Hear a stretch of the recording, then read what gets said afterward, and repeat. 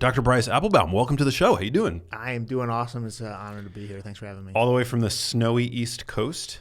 And I'll take sunny LA anytime, especially when there's a couple inches down. God bless. Yeah, same.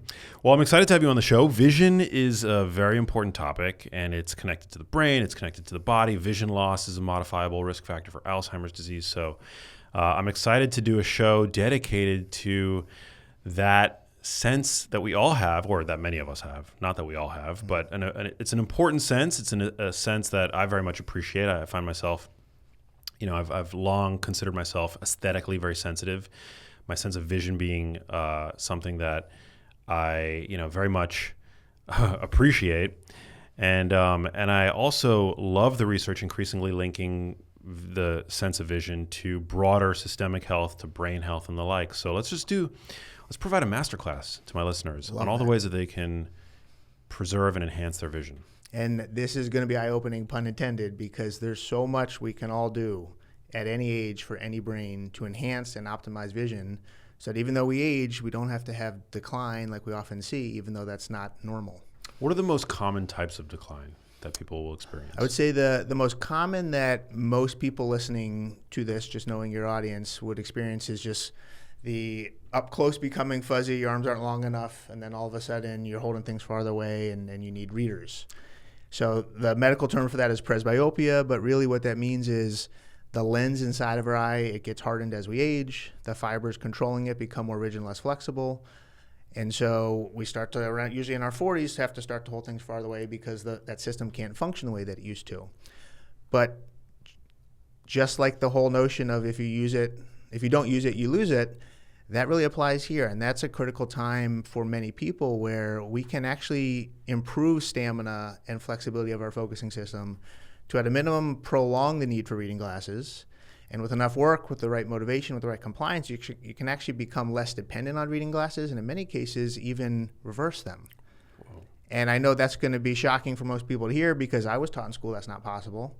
And 5 years ago, I would have said that's not possible. But in terms of the work we're doing and learning from our patients and coming up with new protocols, I mean, we have patients in their 70s and 80s doing work every day but not wearing reading glasses, and they exercise their visual system and their eye muscles just like they do the rest of their body. But most people don't think that's possible. Why does vision typically decline with age? Is it just like the way our joints start to feel creakier as we get older, or is there something else going on? Well, so what we just talked about are anatomical changes, but really the root cause of pretty much all functional vision problems absolutely is our environment and the stress from our environment and not having the visual foundation in place to meet those demands, especially in this digital world that we all live in, where screens, digital devices, that's toxicity for our nervous system and for our visual system. And we can actually tap into vision to regulate our nervous system. But again, we have to know the right type of work to do to get to that place. So as humans, we're not meant to be staring at screens all day long. Definitely kids whose brains are still developing drastically and quickly don't have the foundational skills to be staring at screens all day long. The last time I checked, the average American adult spends 7 hours and 4 minutes a day on a screen. The average 8 to 10-year-old, 6 hours a day. That's nuts. And I know that number's higher now. But if you just think evolutionarily what vision was intended for, it's to guide movement, and it's to track in the distance in natural lighting, with a delicate balance between intricate needlework with our hands and then distance exploration. And now we're taking those same skills and applying them to these 2D machines, which is from our face, that's blasting this high energy light at us for hours on end. It's crazy. I mean, there are entire days that go by where I feel like all I've done is volley my vision from my small screen to my medium screen to my large screen, which is my television. Yeah. And so many people don't realize often the symptoms and the frustrations they're experiencing can be tied to that and that lifestyle. And I'm not anti-tech. I mean, I heavily believe in tech, and we utilize tech with AR and VR and eye tracking software for training. But, being on screens all day long, that creates autonomic imbalances. That creates a fight or flight response from a visual perspective, where when you think about when we're in that stress state, our pupils widen and we lock in with tunnel vision.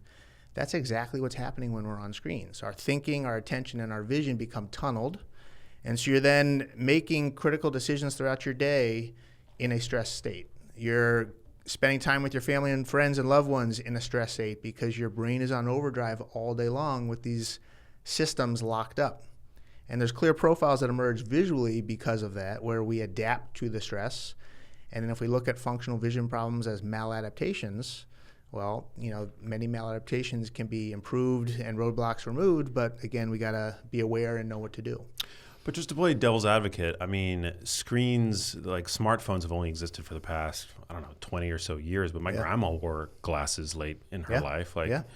Older generations have suffered from age-related vision decline. For sure. And we don't really know yet what a lifetime of screen time does to the visual system. We're starting to learn, and it's not good.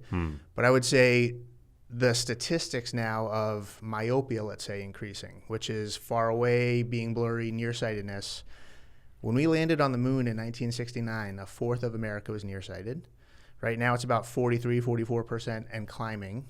And a little bit of perspective, that's 30% of the world currently, and it's estimated by 2050, 50% of the world is going to be nearsighted. And we now have the research and the literature to support what we've known clinically. It's from not enough time outdoors, too much near work in the dark, and prolonged screen time. So our grandmas, maybe they wore glasses. The glasses weren't as thick as they are for grandmas these days. And also grandmas in the olden days had way better interpersonal communication skills. And I think balance and coordination, because vision should be guiding movement and should be guiding, leading rather than interfering. And a lot of grandmas now who are stuck on screens all day long, I mean, you know better than anybody how cognitive capacity can decline. And when we're stuck in a indoor sedentary lifestyle, I mean, that's terrible for dementia, Alzheimer's, certain things progressing. And screens are contributing to that for grandmas and people of every age these days. Yeah, it's funny. Like we don't. I don't know if we have a millennial grandma yet.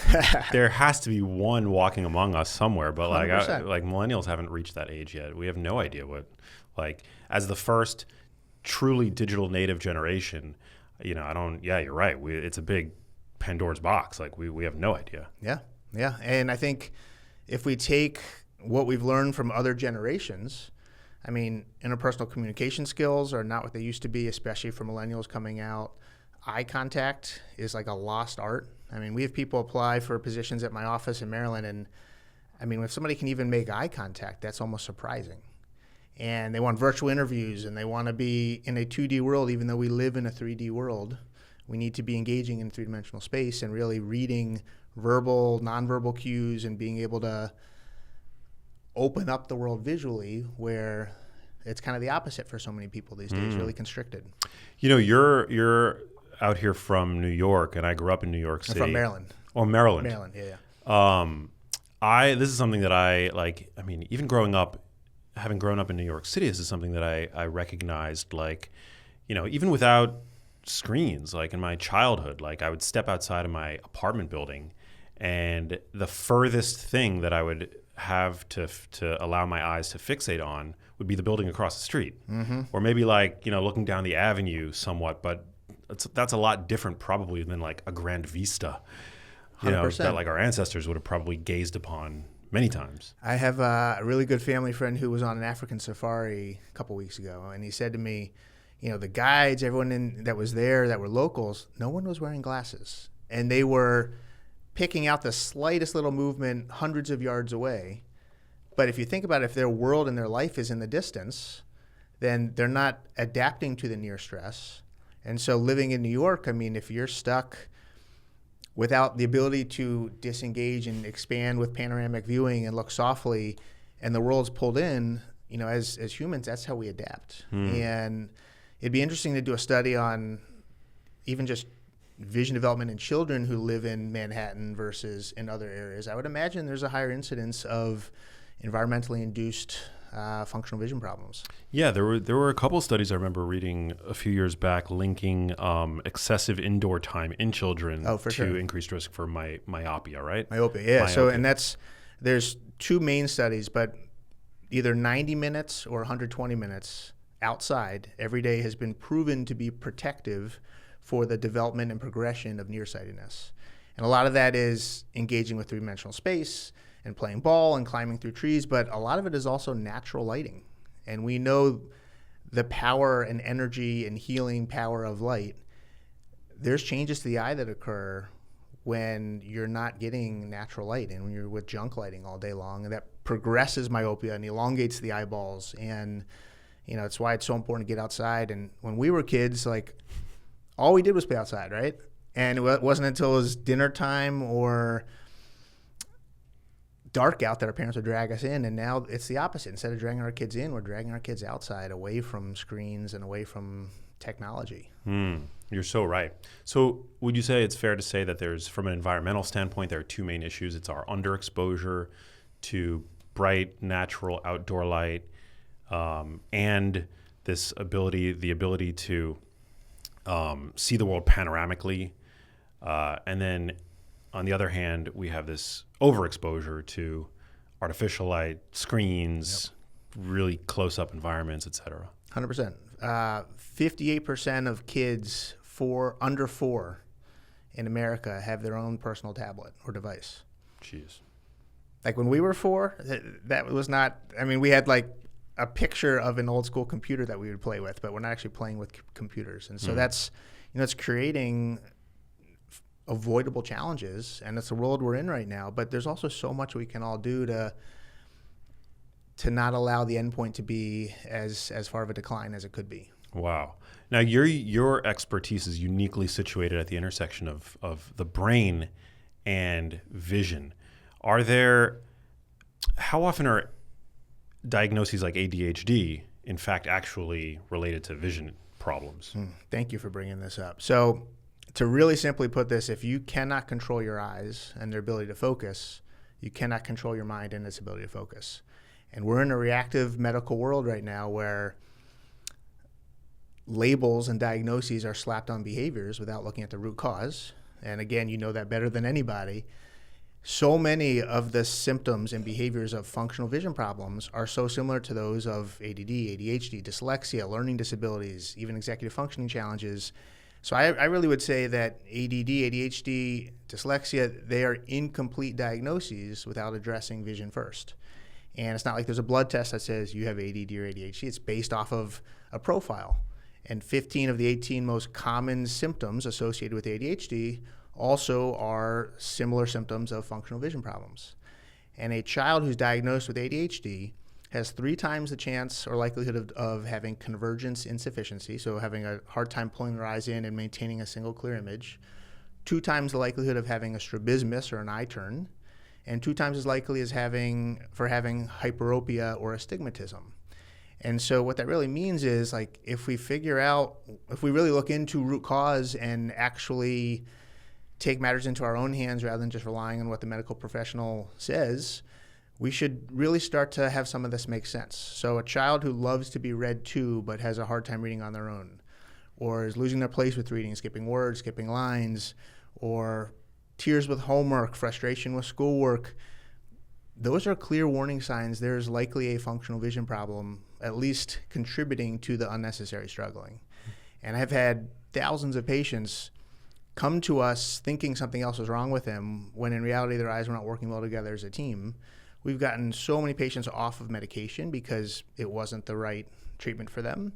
I've had many patients reduce their medication dosage, and some who stay on it, but now they can focus their eyes and their mind, and maybe they're needing support with other means. But there's also so much we can do with nutrition and supplementation and lifestyle modification on top of all of this. Wow.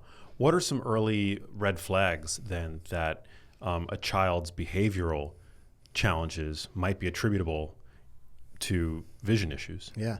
So if you just think about vision, if you think about normal development for a child and the world going from being static to dynamic, all functional visual skills and abilities we're not born with. No child's born with the ability to read or to use their eyes to converge, to track, to focus, or even with the ability to see in 3D. It's all developed through our life experiences and the right sequencing.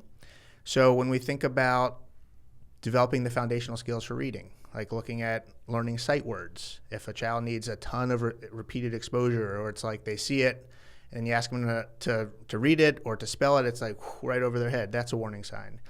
A child who loves being read to, but when you're reading to them, or they're reading on their own, they're losing their place, or they're pulling the book in close, or they're having a hard time staying focused and they're thinking about what's for dinner or other things. Those are clear signs. And then when we go from learning to read to then reading to learn, that's usually when we see the big snowball take effect, because then it's like school is something that they feel they're not good at, and they're starting to compare themselves to others. And then the school system, assigns a label to that child, or they start to get targeted. And kids today are being exposed to screens and technology, like we talked about earlier, being asked to read at earlier ages than ever before. And so if we don't have the foundational skills, we adapt or we avoid. So a lot of the avoidance is really a clear sign of something's going on, and we should be starting with our dominant sensory system, vision, to be giving us at least a clear picture. Wow. So should parents in that case then go to see a neuro-optometrist?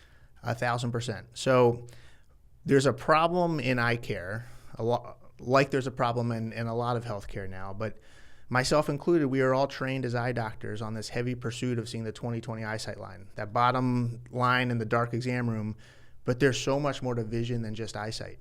And so a reactive model looks at intervention of eye disease, looks at eyesight, and that's kind of it. And a reactive model is looking at kind of mitigating the decline of vision. But neuro-optometry, functional optometry, they look at a proactive approach and looking at the visual skills and abilities needed for reading and learning and sports and all areas of life. And even just a screening, looking at convergence and eye coordination and tracking and focusing and depth perception and visual processing, that should be standard. It's not yet, which is why I'm on a tear to raise awareness and educate and empower. But when you catch this stuff early, you completely reroute somebody's trajectory of their life, of their happiness, and avoid so much unnecessary struggling. Yet a lot of docs don't know what to look for. And even if they do, there's so few people offering vision performance training or vision therapy at a high level, and there's not consistency yet on what that looks like. And so it leaves all these missed opportunities and often misdiagnoses. You're the first neuro-optometrist I've ever met. There can't be many of you. Not many of us. In the D.C., Maryland area where I am, there's like 6,000 or 7,000 eye doctors. There's 7 of us board certified in this. 2 of the 7 are in my practice. 1 of the 7 is retired. It's a problem. And our average patient has seen 4.5 eye doctors looking for a solution before they come to us. And so people listening, like if you're getting new glasses every year because this prescription's changing and we're adapting to what we're in because we need something stronger to maintain the same clarity, that is a red flag. If you're going in with symptoms like headaches, eye strain, motion sickness, decreased productivity throughout the workday, or brain fog, not trusting what you're seeing, hesitant over stairs or escalators, bumping into walls, knocking over glasses, fear of driving at night, there are solutions for these problems, but a lot of times who you're going to is not doing the right test or knowing what to look for. So this is the type of thing, it's hidden functional vision problems are everywhere, and they're hidden until you know what to look for. When you know what to look for, it's like, wow, these are right in front of my face now. Wow. Would you say it's accurate to say that your eyes are a window to the brain? 1,000%. Eyes are part of the brain. They emerge in utero from the brain in the first trimester. And eyes can give so much clarity, not just on disease processes, but on function. How we take in the world in terms of central focal visual processing and then peripheral ambient visual processing, that allows us to feel grounded, allows us to feel safe, allows us to navigate through space accurately and confidently.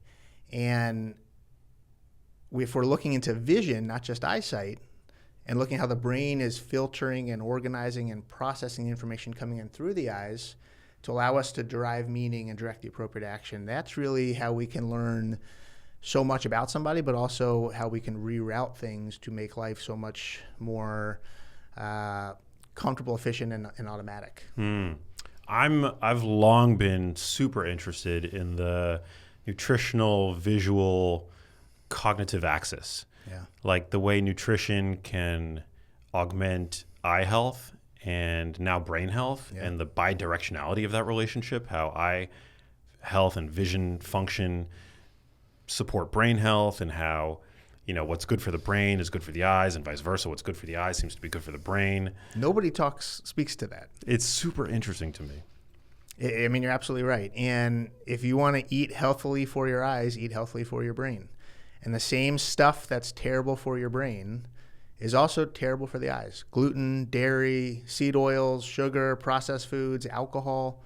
I mean, it causes our low level of systemic inflammation to often become exacerbated and allow neuroinflammation to manifest, and especially for somebody who's had a head injury or a concussion, whether they know it or don't know it, those are typically the triggers of what makes symptoms much worse. And because vision is represented in every lobe of our brain, and the more areas of our brain dedicated to processing vision than all of the other senses combined, you can't have a head injury, you can't have some level of inflammation and not have vision be a piece of the puzzle. It's just a matter of at what level. Yeah, the seed oil thing is super interesting, and I'm not aware of any research looking specifically at, for example, refined, bleached, and deodorized seed oil intake on vision health. But there was a paper that I often cite by Taha, he's a UC Davis researcher, I want to say, in a single author paper, and the title of the paper is "Linoleic Acid, Good or Bad for the Brain?" And the paper poses all these really interesting questions because the brain is made up of fat, and it's not just made up of any fat; it's made up of it's predominantly polyunsaturated fatty acids, omega-6 fats, omega-3 fats, and I think it's fair to say it's incontrovertible to acknowledge that we don't have long-term data on the impact of what over-consuming these kinds of novel oils, like in the standard American diet, are doing to fatty structures like our eyes or our brain long-term. I do believe there are some studies that obviously need to be reproduced and on a larger scale, but if we're able to connect the dots in terms of what causes oxidative stress and what causes reactive oxygen species within the eye, we know certain things like macular degeneration is definitely influenced by inflammation and metabolic health and mitochondrial health and so many things that if we know what seed oils do, and we know that the inner layers of the eye, the retina, are so delicate and are some of the highest density in terms of mitochondria there than anywhere else in the body, I think it's just a matter of time before we learn more. But macular degeneration, that can almost be a choice, right? I mean, it doesn't show up overnight. It's from decades of wrong instructions that are being provided to the eyes and the brain that then compound and build. Yeah, I mean, we also know the value at this point, I would say, of eating an antioxidant-rich diet. Right. So we know the value of dietary antioxidants to brain health, to eye health, compounds like carotenoids, which I'm sure we're going to talk about. Yeah. But it seems to be a lot more controversial that avoiding sources of undue oxidative stress is somehow like sound advice. Like that's controversial advice. When I think so, there's what to do and there's what not to do. I think it's become more controversial, at least in my world, because of blue light. And blue light is absolutely integral to life, but natural blue light. But the artificial blue light and the junk light from screens that's blasting our eyes and our brains, that causes challenges and problems. And we know blue light causes oxidative stress within the eyes. Yet the studies that are out there on the effects of blue light are misunderstood, and there's definitely nuggets within them that show with certain ranges blocked, certain benefits.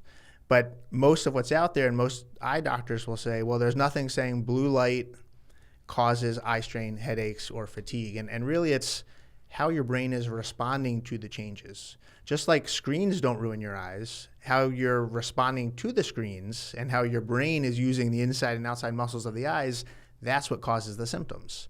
So it's more, there's the triggers, there's the causes, but it's really, we have to recognize there's a brain attached to the eyes that's trying to navigate the world and often having a hard time based off of the toxicity and the dysregulation that we tap into. Yeah.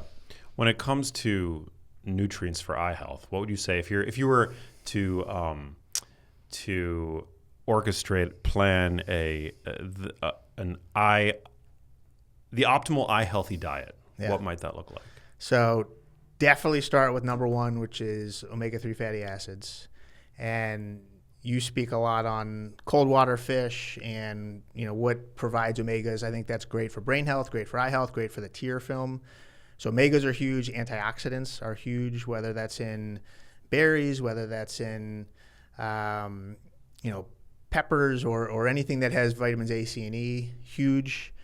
Glutathione to me is really important in terms of being a detox pathway, but really having high fats, high protein, and very limited sugar and processed foods. So eating real foods absolutely bolsters the eyes and the brain and the connection between the two. Super smart. And then specifically like lutein and zeaxanthin have been long prescribed, right, to help prevent age-related macular degeneration? Yeah, and they have been, and a lot of the landmark studies out there will talk about for moderate issues of macular degeneration, why lutein and zeaxanthin are helpful.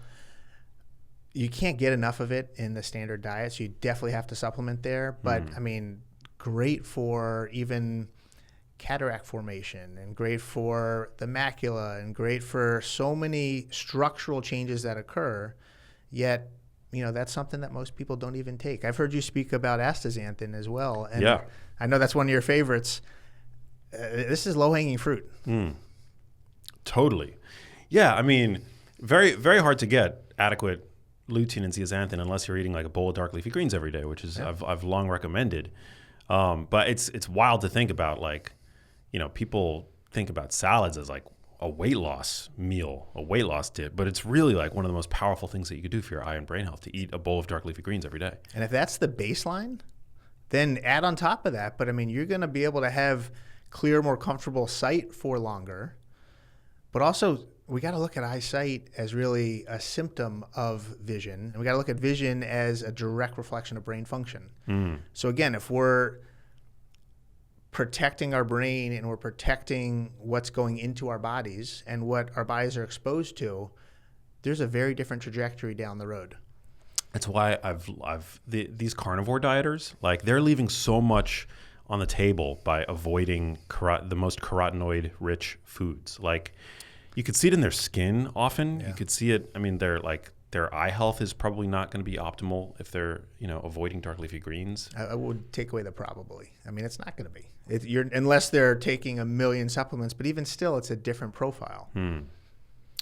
It's so true. What would you say is the best diet for brain health, in your opinion?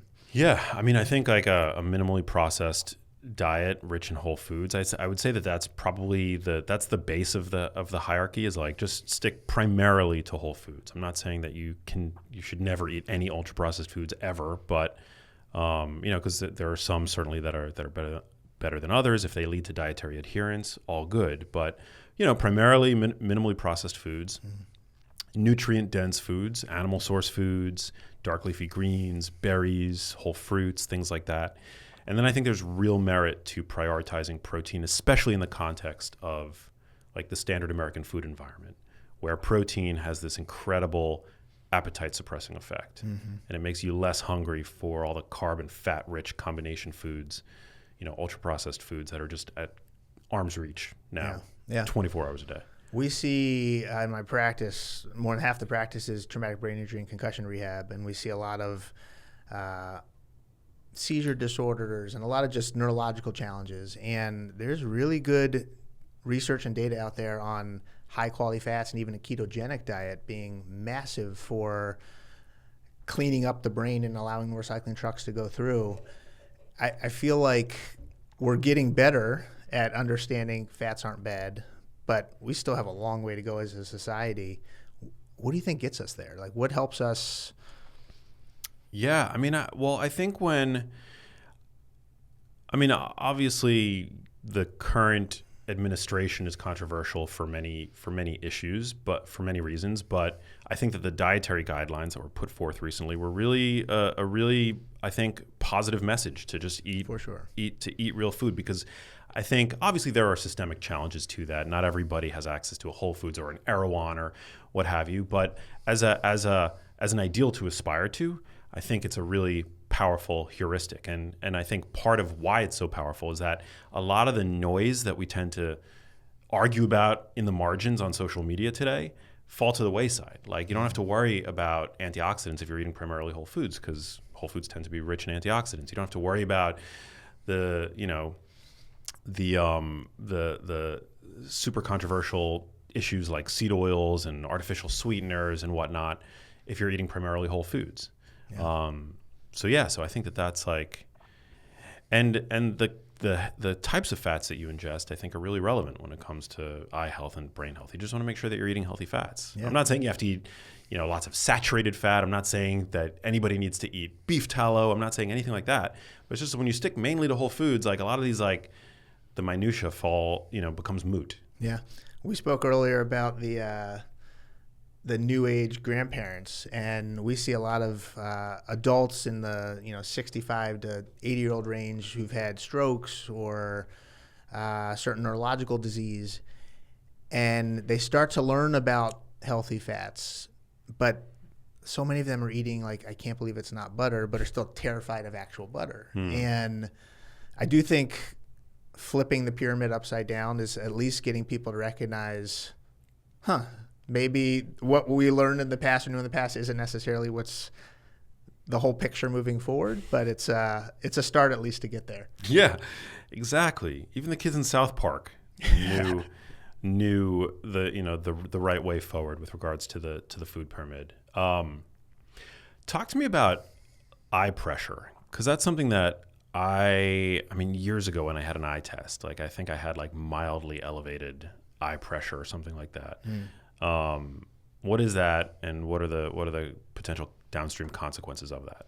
So just like we want our blood pressure to not be too high, we want our eye pressure not to be too high. And when it is too high, it squeezes on the optic nerve, the cable of the back of the eye that connects the eye to the brain.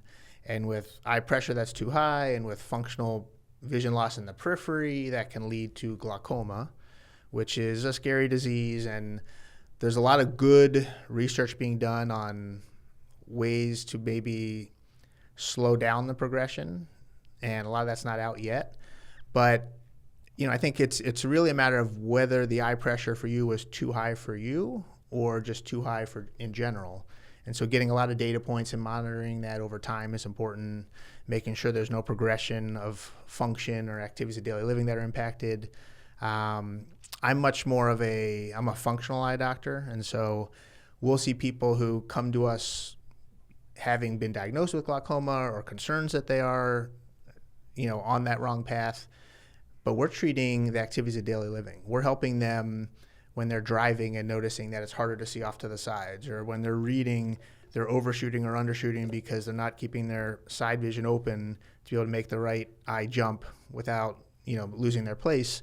And so I think pressure, just like anything, you want to monitor it. It changes throughout the day. If you're sleeping in a particular position, sometimes it can be higher. And there are certain things that can lower pressure, and there's definitely medications and treatments that can be done for that. But I would say it's just like, we want to lift up the hood and know everything about our body. We want to know our eye pressure, which is why going to the eye doctor, it's the only way you're going to know. And when your eyes feel tense or tight, that's almost never actually eye pressure being high. It's more strain and stress on the inside and outside muscles and tension from too much, usually near-work and digital device engagement. Wow. Is eye pressure actually correlated to blood pressure? Like, are they related? Related. I would say they're cousins of each other. I mean, you can have one without the other, but definitely there's a correlation there. Fascinating. Yeah, it wasn't like worrying. It wasn't something at the time, but it was flagged as like something to like, I don't know, keep tabs on. Have you, and this may not be the time or place, but has anything I shared about vision been something you've experienced in terms of throughout your day? Well, no, my vision has always been excellent. I've always had better than 20/20 vision. Well, I'm going to correct you. Better than 20/20 eyesight. 20/20 right? eyesight. Because we know eyesight and vision are separate. Okay, explain that. Okay, so, and I didn't mean to cut you off there. No, please. Eyesight is the ability to see. It's Okay. how we can focus light clearly. So that's letters on a street sign and an eye exam, what the teacher writes on the board in the classroom. Vision is so much more complex. Vision is how our brain filters, organizes, processes all the information coming in through the eyes to make sense of it, to then tell the eyes how to converge, how to track, how to focus, and how to make sense of the world around us. So think of eyesight as glasses or as contacts, and vision is brain, and functional vision problems are brain problems, and there are treatments and solutions for these brain problems with vision performance training. Now, eyesight often is a symptom of a vision problem. So one of the most common is far away being blurry because of near stress. And I always bring this up. We get some of the best LASIK surgeons in DC referring us patients to say, is this a good candidate for LASIK? And the patient always comes in and says, why are they sending me to you when they're the one doing the surgery? And what's really cool is, although it's hard to predict the future, you can predict whether somebody's prescription, in air quotes, is going to be stable based off of how much stamina or flexibility they have with their accommodative system, their focusing system, or their eye teaming systems. Because very often what happens is far away gets blurry because we lose flexibility and stamina at near. We treat the symptom, and here's stronger, different lenses. But if the problem's still there, we're going to go down this cycle. When we are actively working with patients in vision performance training, it is rare to have any prescription increase. In many cases, it often decreases or stabilizes because we're improving brain function, and eyesight is just one of the symptoms of that. But again, most eye exams, that's where the eye exam ends is, okay, you can see HD, you can see the tiny letters, you're good to go. I always say we should be seeking 20 happy, not 20/20. So we should be in a prescription, if at all, that is the most balanced between each eye, that allows performance to be improved over time, but is the weakest lens possible. So going back to blood pressure, if we want blood pressure to be 120/80, and a 100 milligram pill gets you there, but so too does a 10, to me, always do the 10. But then also let's figure out what we can do lifestyle and environmentally so you maybe don't even need the 10. And so that's where, like, if you're proactive, especially with your kids in their vision development, you can get ahead of this stuff and slow down the progression, in many cases stop it, and in some cases even reverse it. All three of my kids were on the path of needing glasses and having poor depth perception. All three went through vision performance training, and none of the three are in glasses yet, knock on wood. And myself, I'm a testament to this. I mean, I was a mess as a kid, and I'm one of the biggest success stories because I had poor depth perception. My eyes didn't work well together as a team. I had a lazy eye on both eyes, and I was lost in space. I was struggling in the classroom. And fortunately, my parents knew what to do for me, and I went through heavy vision training and sensory integration-based occupational therapy. I attribute all my success in life, athletically, academically, interpersonally, to the training that I did on my eye-brain connection, and went from a reluctant reader to an avid reader, a insecure, lost kid to a confident kid, and the last one picked on sports teams to a stud with hand-eye athletics because I literally learned how to take my dominant sensory system and have it give me an advantage in life. Wow. Everybody has the opportunity to access that, just most people don't know about it. Is that why you decided to become a neuro-optometrist? 100%. We talked before this one. I was looking into sports medicine forever, but then very quickly realized like I can merge all these worlds together into one.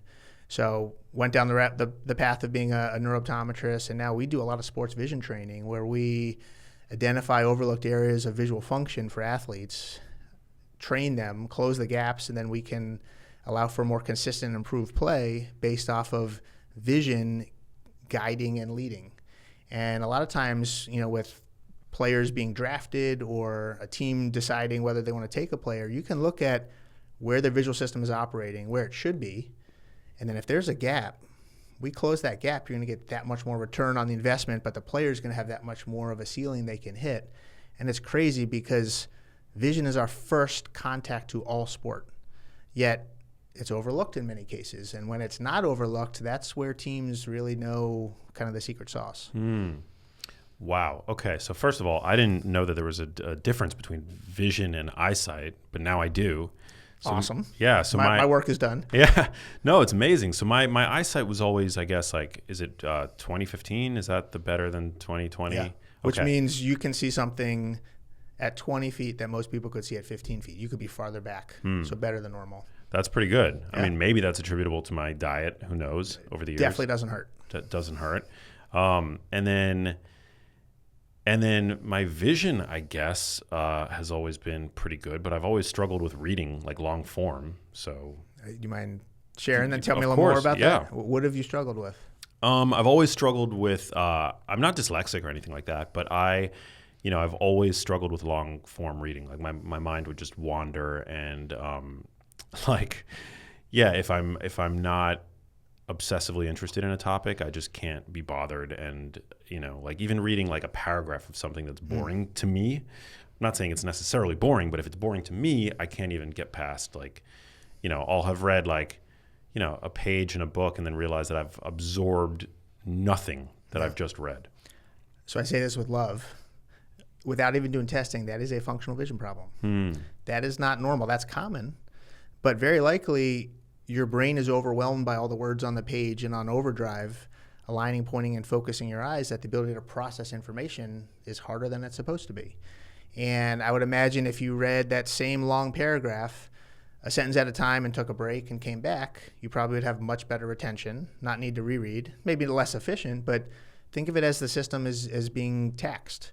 And you bring up the D word with dyslexia. Very often dyslexia is not dyslexia.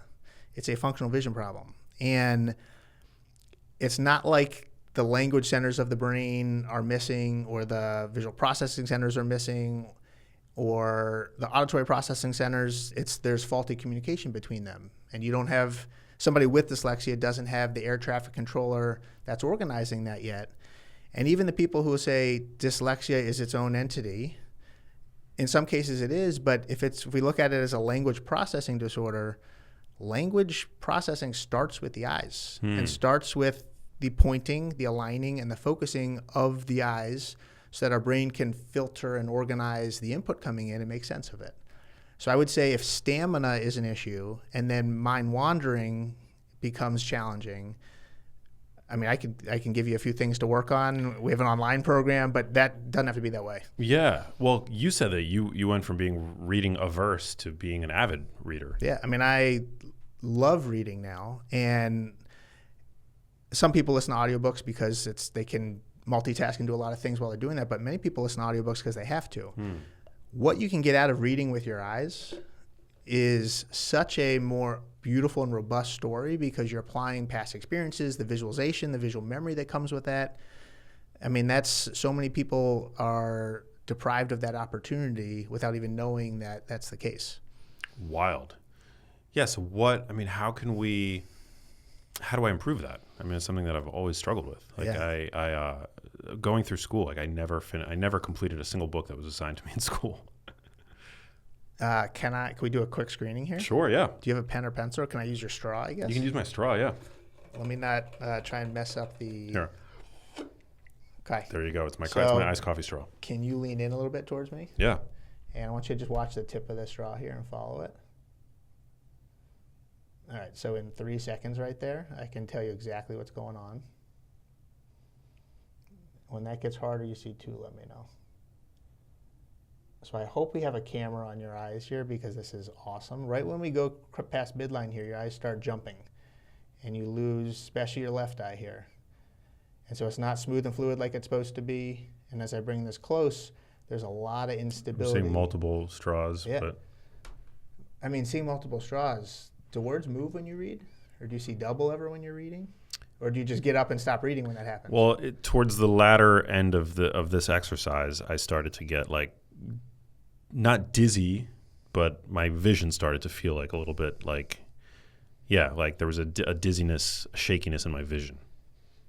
First of all, I'm so grateful we're having this conversation. I can confidently say we can change your life and get you to reading fluidly and easily if you want to. I'd be so down, of course. And yet, this took a freaking straw and 30 seconds to be able to at least know what to look for, and this has never been done for you before, right? And this is looking at three-dimensional space, how well you can explore near space. If you can think about a laser beam coming out of each eye representing line of sight, when you look at this pen here, Actually, will you do me a favor and cover up your left eye real fast? Cover up my left eye. Yeah. Explain to listeners what you're doing. All right. So actually, let me do it instead because it'll be easier. Okay. Can you pull your hand down? Yeah. So if you think about a laser beam, looking at it at measuring each line of sight, you're looking at the tip of this pen or the straw. If I cover one eye, Yeah. the pen shouldn't move, but keep both open for me.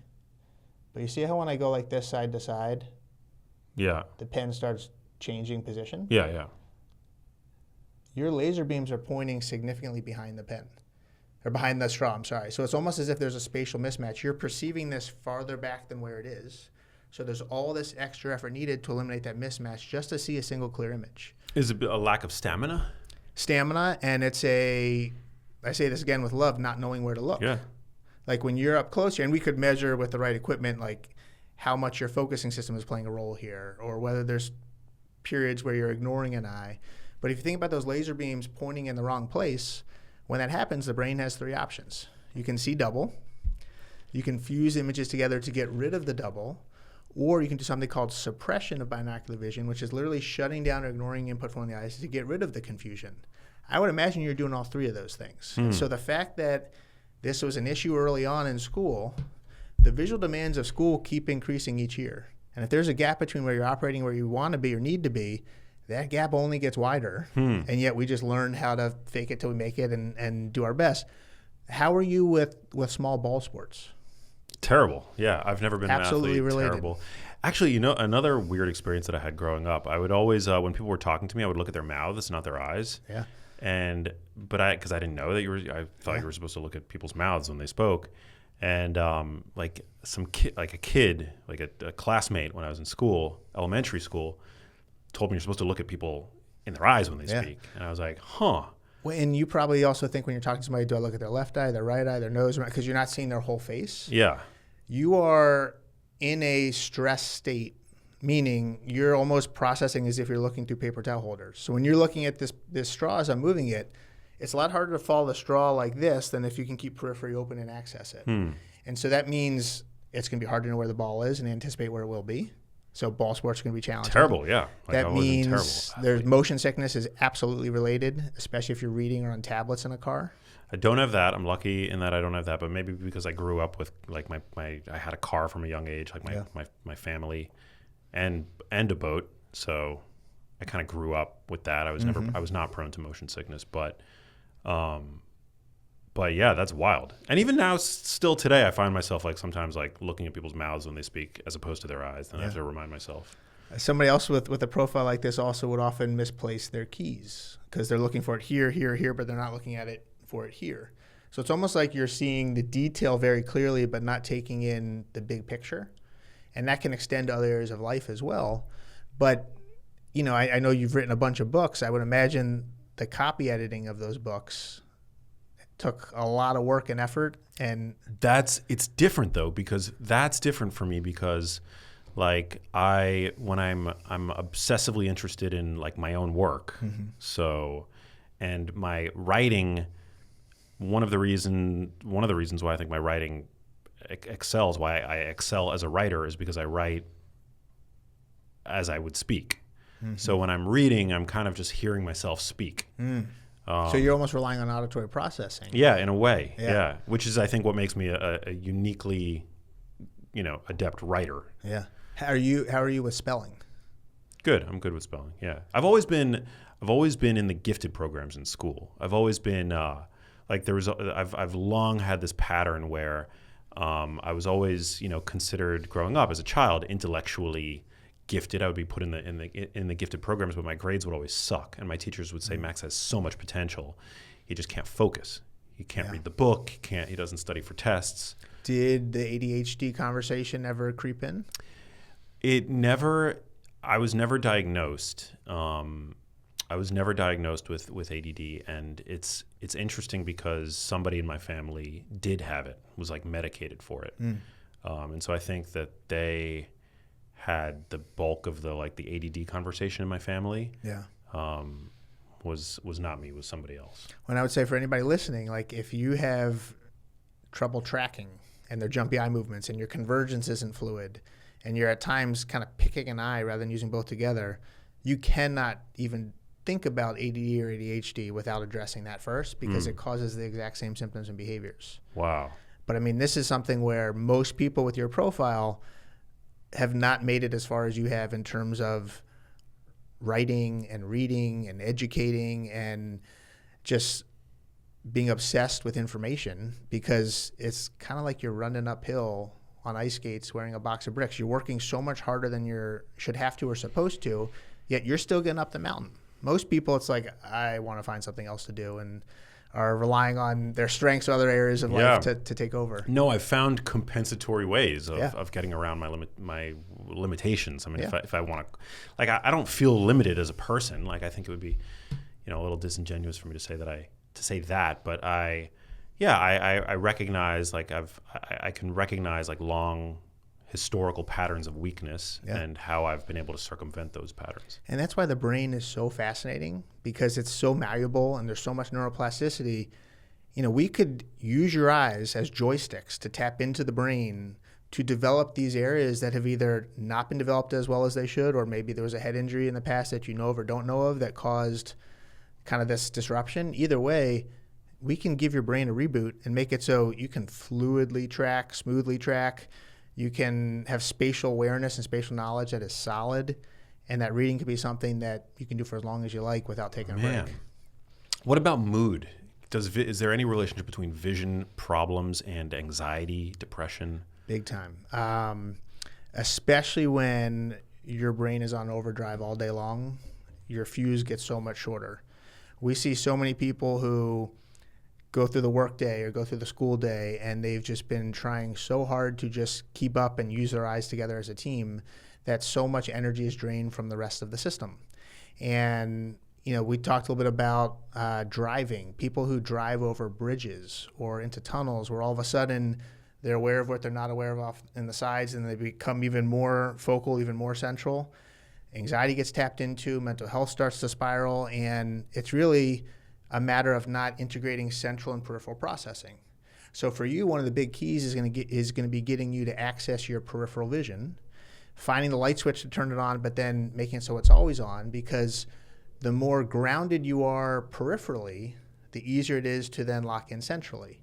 And so, if we did the same experiment with the straw here, but I asked you to see the Genius Life sign on the side here and the camera on the side here, your eye movements would be even smoother, because you're able to actually get a better sense of where this straw is in space, and then have the appropriate eye movement to correspond to its movement. Anxiety, though, I mean, I would almost be more concerned if there was not anxiety in a profile like this, because things are harder than they're supposed to be. And then you start to think about, and you start to pull inward and think, am I different? Or why is this happening? And why are things so hard? And it's really unnecessary struggling because of hidden functional vision problems that hopefully now are no longer hidden. Yeah, no, for real. Like, it's crazy. I remember hearing somewhere that when we're feeling anxious, allowing our vision to soften, like we can kind of act our way out of an anxious state by allowing our vision to adopt a more peripheral sort of panoramic gaze.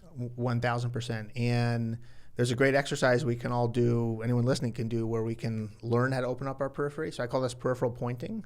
So you want to point your eyes to something straight ahead. So I'm going to look at the nail, I guess, on the wall there. Mm-hmm. And I'm not going to look away from the nail, but I'm going to notice something off to the side. So I'm going to see this chair here. I'm pointing to where I think the chair is without moving my eyes. And when I'm ready, I make the eye movement and see, am I right on the money or am I off? I need to bring it down and then come back. So you can almost like paint in the periphery and localize what's here, or even on walks, you can recognize, I can see the mailbox to the left, I can see the house to the right, but without intention. It's hard to see both simultaneously. And, these are tasks these are skills you can tap into, especially if you're that person driving over a bridge and all of a sudden things become pulled in. You can soften your gaze. You can access periphery. You can diverge your eyes, which can be trained for any brain. Oftentimes it requires specific work to actually have that be more accessible, but to pull yourself out of that fight or flight response. So I hope there's a lot of take-homes from this conversation, but vision regulating your nervous system, that should be one of the top take-homes. And when there's autonomic dysfunction, when there's stress, we can all use our vision to pull us out of that state of that scary situation. Give my listeners and viewers 3 things that they can start doing today to improve their eyesight and their vision. Only 3? Let's do 3 each. Okay. So to improve our eyesight, eye push-ups. Eye push-ups? Eye push-ups. And this is, the technical term is near-far focus, but let's all do these together. So cover up an eye with one hand. You're going to take your finger, your thumb, bring it as close to you as you can till it gets a little blurry, looking at the nail, and then when it's blurry, stop. Try and make it clear. Think about looking really hard, really focally, really centrally. And if somebody's watching you, they'll notice your pupil gets really small. Hold it for 5 seconds. Then look out into the distance as far away as you can for 5 seconds. Then back at your thumb for 5 seconds, back in the distance for 5. So it's a gross stimulation, relaxation, stimulation, relaxation. You want to do it the same amount of time right eye as you do with left eye. Most people notice that with one eye, you can actually hold a thumb a little closer than the other, which means under 2 eye conditions, your eyes are focusing at different planes because of this binocular rivalry or competition of which eye to use. If you do this every day, you literally won't need stronger reading glasses if you're wearing them. And let's say you get it 2 millimeters closer in a week. Millimeters add up to centimeters to inches. This is so simple, and yet nobody does this. And the focusing system becoming more rigid and less flexible as we age can be countered by building stamina and flexibility with the system. So not only if you do this every day, you won't need stronger reading glasses. Many people can prolong the need for reading glasses very far down the road, or even be less dependent on the ones they have. And this can be as simple as 2 minutes a day for each eye, but even 30 seconds each day for each eye is better than nothing. Gonna have to start adding eye day to my gym routine. I mean, we train mobility, we train strength. We're leaving a massive driver of performance on the table by not training vision. That's crazy. So that's one, and that impacts eyesight because near eyesight we talked about, but also if we look at myopia being often related to near visual stress, that can often help far away clear up because you have a more flexible, fluid focusing system. And that system we want like an old school camera lens that's on autofocus. When it's stuck on manual focus, that's when we're relying on lenses to do the work for us. So that's a simple one for eyesight. Another great one, every time we're on screens, the 20-20-20 rule, which means taking a break for at least 20 seconds, looking at least 20 feet away, and doing that at least every 20 minutes. So that's disengaging, ideally looking outside, going outside, engaging in some movement, but almost resetting your visual system and then coming back. If you did 4 hours of work straight through, there's very different outcomes than if you did 4 hours of work in 20-minute chunks. So even for you with reading, if you read every sentence like we talked about, you'd be able to read better, faster, more accurately for longer, but ultimately let's make it so that's there without having to take the breaks. So those are 2 for eyesight. I would say third for eyesight would be protecting from blue light. And you know, the $5 Amazon blue light glasses you get, you're paying for what you get quality-wise. If it's in the evening, you want the amber, orange, or really darkish ones because it blocks a wide range of blue light. If it's in the daytime, it can be yellow, or there are some that are still high quality that block the bad blue light, but still allow in some of the good blue light, and those lenses would be clearer, but with like a purplish hue. It doesn't block as much, but better than nothing. And for some people, blocking blue light will definitely decrease the inflammation in the back of the eyes and the oxidative stress that we talked about previously.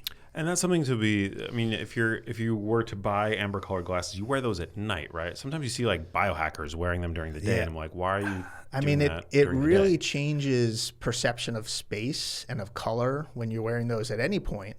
And I know when I put on the amber ones, I get really sleepy because that signals to our brain to to release melatonin, and then it's time for bedtime. I would say the junk lighting that's around, there are certain people who are very, very sensitive to it and others who are not at all. I mean, I have patients who come in and literally can't even open their eyes, and we call it almost like a visual breakdown. They're so triggered by light that they go into this internal response where they have to shut down. And we can regulate the nervous system and the autonomic function with the right type of training so that we can tolerate more light, and especially different flicker frequencies and different types of junk lighting without those, but definitely, blockage, I think in the evening is important for sleep, and during the daytime if you do get sensitive and are that type of person. Can certain types of light trigger migraines? Yes, and migraines, again, should be a diagnosis of exclusion. We should be ruling out everything else that causes them. But I see so many people who say they get migraines from too much screen time, or they get migraines from being in the mall, grocery store, airport with the crazy LED lighting. I guess that is a migraine, but that's a treatable migraine because that's literally not regulating the aperture that allows light in, and your brain is so cortically hypersensitive that it can't handle a lot of that input. And again, we can train the brain to be able to handle that. Wow, so interesting. So what should one do, like if they're acutely experiencing migraine? Like, is there a way to abort the migraine if you can't leave the airport? Right. Well, it depends on the type of migraine, and oftentimes, other triggers that are not related to vision cause those. So you want to rule all those out. But I would say if you can know what tips the scale, you can avoid a lot of those situations. So oftentimes wearing the amber blue light glasses and a hat that blocks the light from above can be massive in terms of improvements. Or oftentimes, like the right types of supplements or the right type of preventative measures can be really helpful. There's also vestibular migraines, which make it seem as if the world is spinning and there's vertigo or dizziness or nausea that's tapped into. That even, in my opinion, even more directly has a vision component that's treatable, where the visual and vestibular systems are sending conflicting signals that the brain can't interpret. Super interesting. I occasionally suffer from migraines, and and they suck. And it's not super often, like once or twice a month. But I developed Horner syndrome a couple years ago. Really? Which doctors attributed to migraines. Basically, they ruled out all the bad stuff. I'm so sorry that happened. So Horner syndrome, that about the ptosis, meiosis, and anhidrosis. But from a functional perspective, Horner syndrome is a challenge in the sympathetic pathway of the nervous system. And we can use vision to regulate sympathetic and parasympathetic. So oftentimes really pushing parasympathetic function or even doing light therapy can do wonders for Horner syndrome. We have so many patients with Horner syndrome who go through treatment and never have it again, or it speeds up the recovery. Wow. And we talked a lot about light, but even optometric phototherapy, looking at a specific wavelength of light for a specific period of time, can balance parasympathetic function or pull in more sympathetic function. And light's been around forever, and Synton extra-optometric phototherapy has been around forever. But it's not for everyone because most people don't notice a difference when they, expose themselves to those particular wavelengths. But for somebody like you, hopefully it never happens again. But we can teach you how to get out of it pretty quickly in many cases. Yeah, there's definitely still some lingering effects from it. Like when I'm fatigued, I could tell like my right eyelid sinks a little bit, especially in photos. Like it's very noticeable in photos. How many years ago was this? This was like 3 years ago. And it was associated with flying for me. So I had gotten off of an airplane, and I was in like Austin at the time.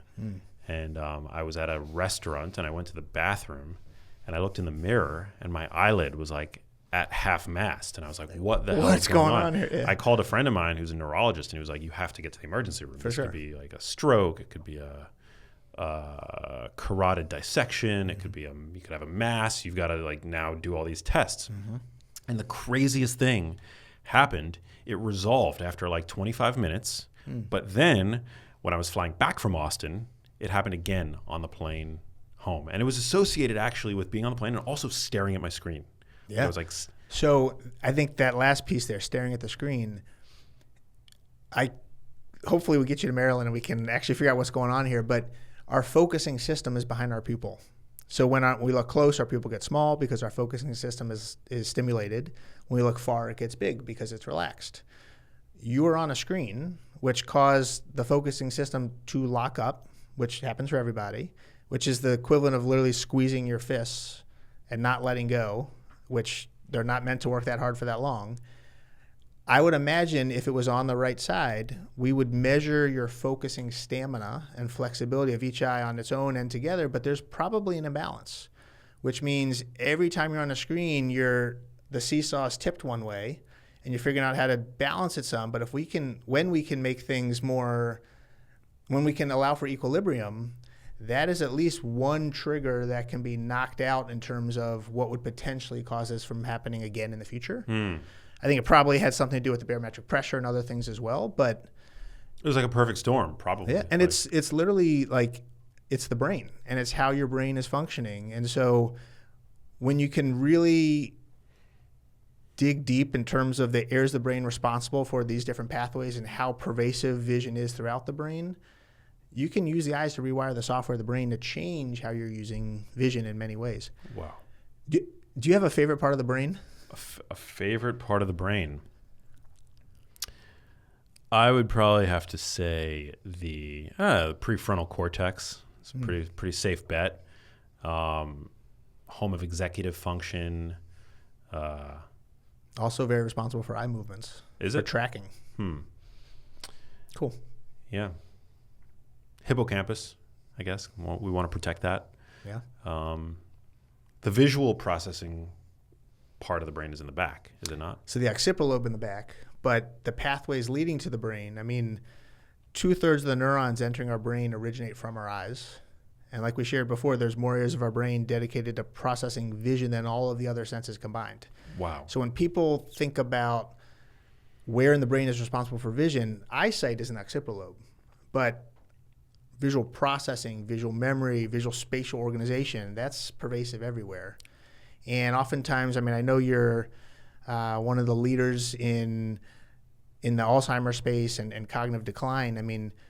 The eyes can be the windows to the soul, or in terms of Alzheimer's, the windows to deterioration, because very often navigating space and visual spatial organization, those are the first changes that we see with people who eventually get diagnosed with Alzheimer's. Wow. And I know there's certain studies that talk about the beta amyloid proteins within the lens that get deposited, the lens inside of our eyes, which correlate very similarly to some of what we see in the brain with Alzheimer's. And even there's a layer of the retina that has inclusion bodies that get deposited there, which again mirrors a lot of the changes we see in the brain as well. So the eyes give us so much information in terms of function, structure, and paths forward, but it really takes this proactive, preventative approach to be able to know what to look for and to get ahead of it. Because when you get ahead of it, outcomes are very different. Okay, this is fascinating. What, as an optometrist, might you see in the setting of preclinical cognitive decline or preclinical Alzheimer's disease that might be a red flag for future impending decline? So I would say in my area with functional vision, we can qualitatively and quantitatively measure depth perception. So somebody's ability to understand space and accurately be able to predict where they are in space and where other things are in relation to them. We often see depth perception start to deteriorate with changes in cognitive function and with dementia and Alzheimer's. If you have the imaging that can measure the layers of the retina, I believe it's the inner plexiform layer that has the inclusion bodies deposited in there, and you can see those on an OCT scan. I have different imaging in my office, but many optometrists and ophthalmologists have those machines. The lens, like we talked about, we can see specific proteins or deposits in there that are not normal, but very characteristic of Alzheimer's disease. And oftentimes you see these before anything else emerges. But I think really it's the lost in space look or perception of a loved one where they just kind of forget where they are or where other things are. They have a difficult time assigning language to the symbol, or they have a hard time selectively attending. And I think being able to then, especially if you have data points prior, you can know, okay, there's been a change. Let's unpack that. And even if you don't have data points, that at least allows for a much more direct referral to the people you need to see and the right types of proactive measures to be put in place to hopefully slow down that progression. Wow. Would you say dementia is a choice in some cases, or is at least not common? Yeah, I would say it's. I don't think at this point we can say that it's a choice. Like, it's not like obesity. Mm-hmm. You know, obesity, I would say in many ways hasn't historically been a choice in the post-industrial food revolution, where, you know, some people just feel less sated by their foods, and in an environment where, you know, there are just at, you know, in as I mentioned, in constant proximity, at arm's reach all day long, ultra processed, highly calorie dense, hyper palatable, ultra processed foods. Like, many, you know, I think it's fair to say that many people struggle in that environment to maintain a healthy weight. But now with the advent of like these GLP-1 drugs, I don't know, I think we're getting to a point where it's almost in a way a bit of a choice. I don't think that Alzheimer's, we don't yet have all the answers there. So so I wouldn't go that far, but I would say that we also, on the other side of the coin, we also are at a point where we don't need to sit idly, Right. and await what's in our genetic trajectory, or our familial history. I think that we can act. And even acting doesn't guarantee that you're not going to get it, but I think that there's, all that is to say that there's a lot that we can do. Yeah, and if you have a genetic predisposition, or you feel like you're more likely to go down that path, being intentional early on in terms of the instructions you're giving your body in the form of food and supplementation and lifestyle can do wonders. And same holds true for functional vision problems as well. Yeah, and the capacity for vision loss to increase risk, Right. for cognitive decline, and good vision health to, in a way, reduce your risk. Like, I think that's really empowering, powerful stuff. So then getting to the 3 take-homes to improve vision. Yes. What can listeners and viewers do starting today? Starting today, get outside. And I say that lovingly. With your children, get them outside. Yourself, natural lighting is so important. Navigating through space and using vision the way it's intended to guide movement, so important.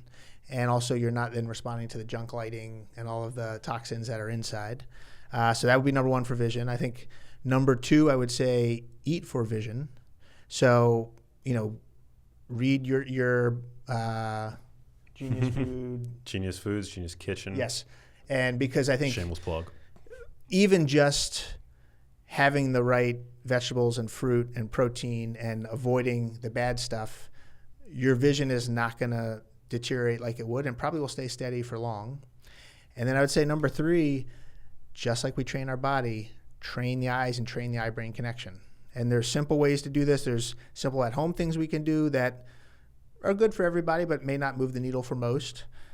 We have an online vision training program called ScreenFit that does wonders and is designed for people who don't have access to coming to an office like mine. But then if you have the ability to come to an office like mine, you can literally reroute vision development. You can rehab vision. You can enhance and optimize vision for any brain at any age. And especially if there's pain points or areas of opportunity in life that you wish were easier, it's so much easier to stay motivated, and the proof is in the pudding, because with the right work and the right motivation and the right compliance, we can unlock potential with vision. You heard it here first, folks. Folks. Your bro split regimen needs to have an eye day. Many eye days, hopefully. Many eye days.